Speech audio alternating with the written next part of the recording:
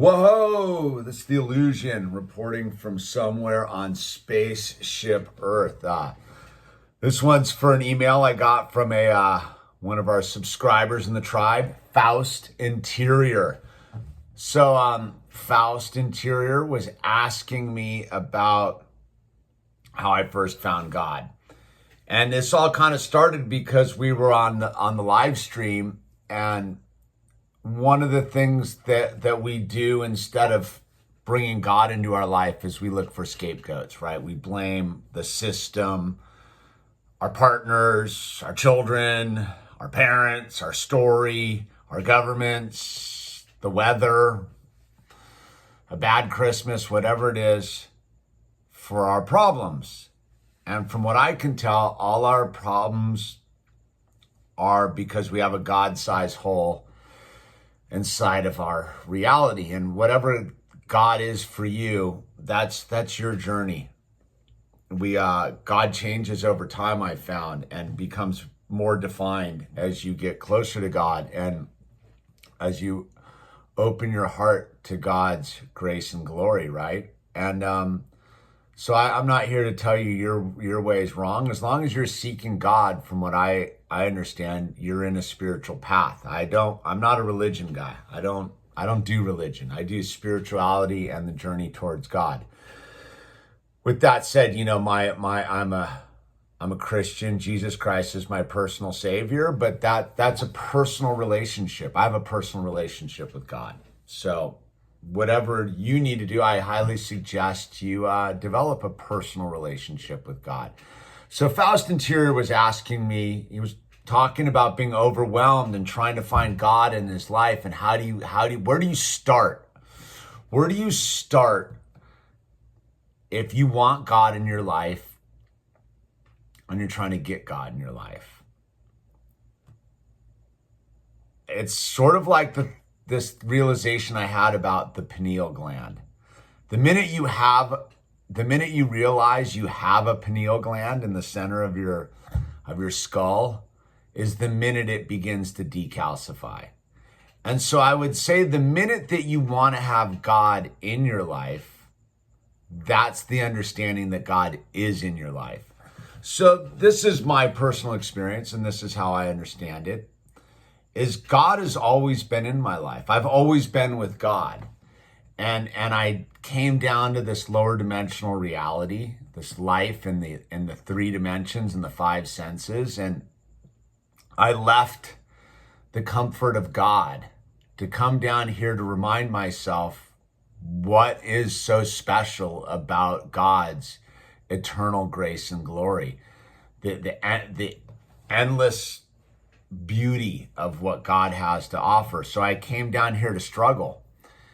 And I was born in this ill-equipped spacesuit to deal with this ill-equipped environment that has been perfectly laid out for me. But see, I have ego, and I have all the bedevilments, and I have just the nature of being a human being making their way in the only way they know how, right? And so we go on this journey of trial and error. So I spent, much of my early life like searching for God, just like that Who song, looking under tables, smashing up hotel rooms, getting high, doing whatever. But I knew God was out there. I could see God. I just couldn't figure out how to connect with God. And it really comes down to this. It's just about surrendering to God. It really is like surrendering. And I think that people view that as a defeatist thing. Maybe it is, but it's just coming to the point where you're out of answers. You've looked under tables, you've looked in books, you've tried to butter your toast all sorts of different ways, and none of it is what you're looking for. And you have this God-sized hole in the center of your reality. You can fill it full of drugs and girlfriends and toys and vacations and surf trips and skate parks and all sorts of these lower dimensional realities in this realm. And And it's not till you realize that none of it's going to work. And so what's the first thing you do? What's the first step you make? And that's it. It's just realizing that you want to be connected to God. And the minute you realize that you want to be connected to God, that's like when God's like, really? God's like, finally. Because see, God's always been there for us.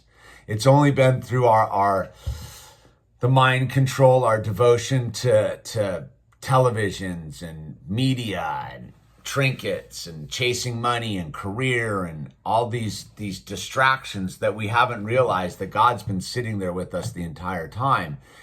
And we can see God in the bumblebees and the elephants and giraffes and the oceans and the stars and redwood trees. Like yeah, you begin to, if you're aware, like you can see God, but what is God? And it's the moment of surrendering is no longer trying to figure out what it is. It's no longer looking for lightning bolts coming down to the sky with a hand reaching out of a cloud. It's realizing that the miracle is the present moment, is that moment that you're standing at the juncture between the world before you wanted God and the world you get to experience now that you want God in your life, right?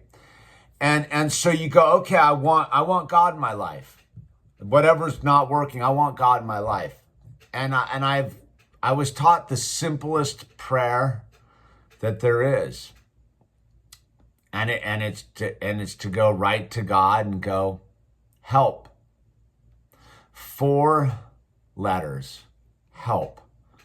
With your intent towards God. God, help me, if you need to get even more detailed about it. But the minute you go to God with help, God's excited. God's fired up because you've come home. You've come back to God. You've understood that all this stuff down here is just triflings and trinkets and silly. And it's the minute you ask for help and mean it. Not help get me out of trouble. Help save me from, what do they say? There's no atheist in foxholes, right? It's not the prayer of help because you're in trouble. It's the help of everything's fine and I'm missing something. Something's not here and I need help to get that God-sized hole filled in the center of my reality. And that's where I started. I asked for help in front of a liquor store one night. I asked for help. And help arrived. And I think that a lot of people don't understand the concept of miracle because we've been taught that miracle has to be, this giant just lightning bolt out of the sky or, a Ferrari pulls up with Christy Brinkley waving at you in it. It's a reference to the movie Vacation for you young bucks. But maybe the miracle is much more subtle than that. Maybe the miracle is just the crack, the sunlight of the Spirit radiating into your thing where you realize that none of this is working. Maybe that's the miracle.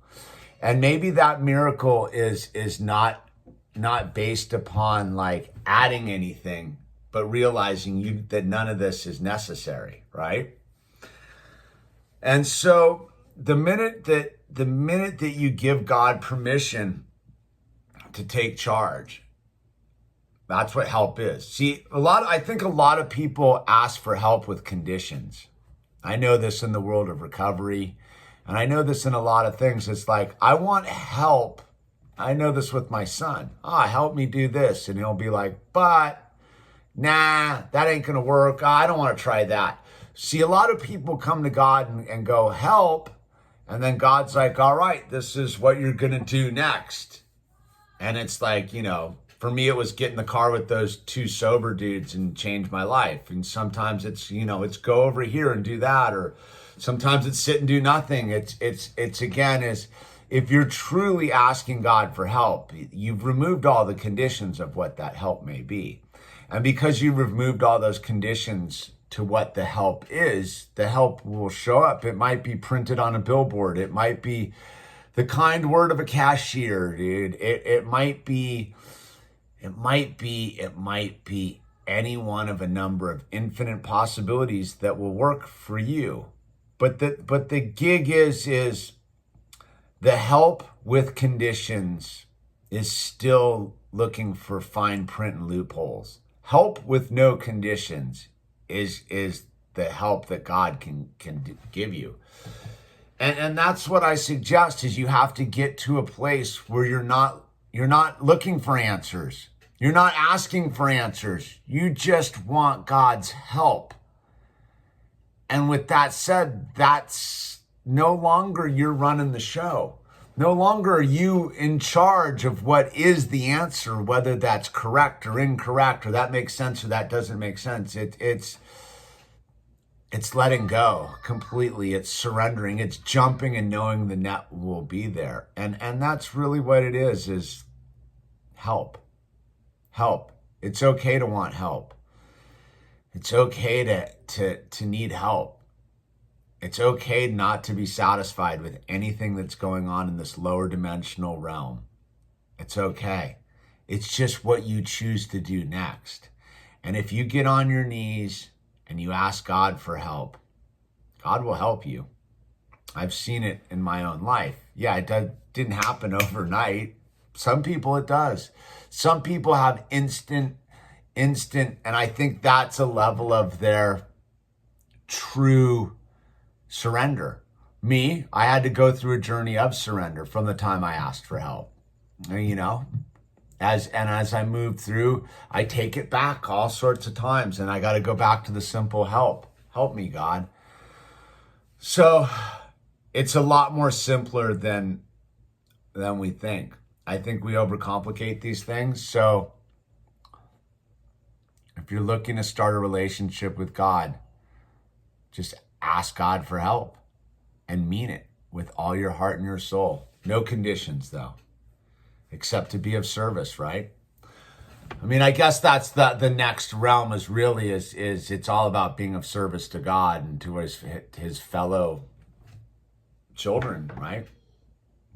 God isn't about you being help for selfishness. God's about you asking for help to be abundant in your energy field, your joy, your life, your love. So I hope that answered your question, YouTube viewer, because I forgot your name in the 13 minutes I've been making this video, but you'll get this in your email. Anyway, links down below if you appreciate this channel. This is a value for value model. If you find value in this, then there's the links down below. And if you don't, you don't. And if you just needed to hear these words, that's good enough for me, man. Just this is all about finding God. So I'm blessed to be here. This is the miracle right here. This is a miracle. Thank you.